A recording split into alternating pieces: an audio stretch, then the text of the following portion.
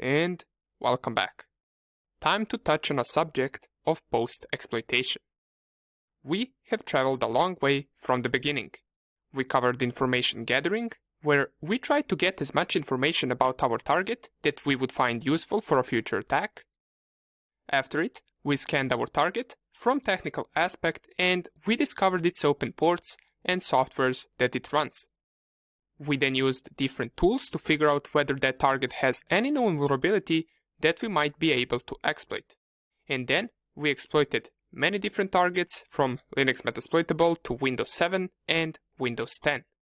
We both saw how to exploit its vulnerabilities, and then after it, we created our own payloads that we executed on the target system. Now comes the part after the exploitation. What are we going to do now that we're on the target system? What are we looking for, and what cool things can we even do?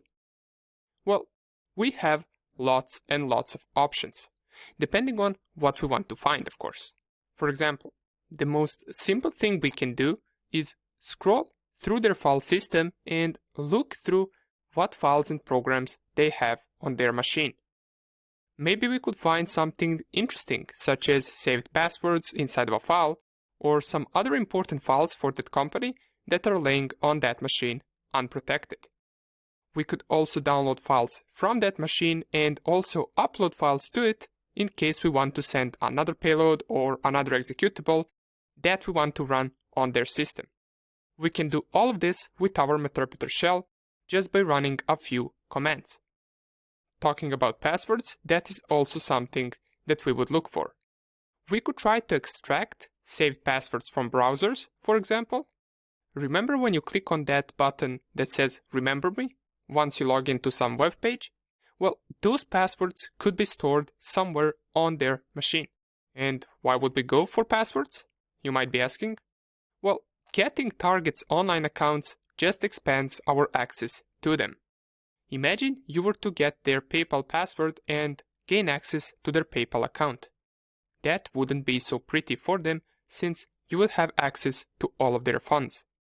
Another thing we could try to do is gain access to the entire network from the target machine that we hacked. Maybe inside of company's network you manage to get access to one machine, but it doesn't have all the things you might need. Maybe some important files could be on some other machine from that same network. In that case, you would want to try to hack that other machine from the machine that you already hacked. Now, you might be wondering, well, why not from our Cal Linux machine? Well, maybe machines that belong to that network have more trust between one another. Maybe they exchange files or communicate with some other software altogether on that same network. In that sense, it would be easier to get access to one of those machines from a system that is already inside of their network, right?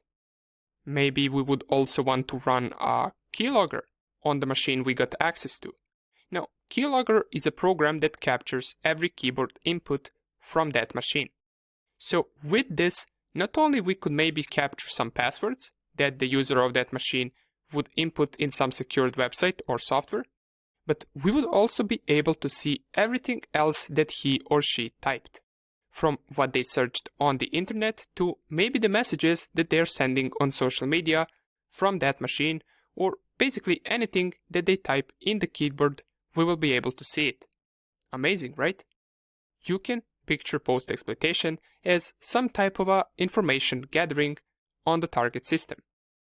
And these things that we talked about are just a small portion of what we can do once we hack a machine. Now that we briefly talked about post-exploitation theory, let us see what available tools and commands we can use to achieve all of the things that we mentioned and even more. See you in the next video.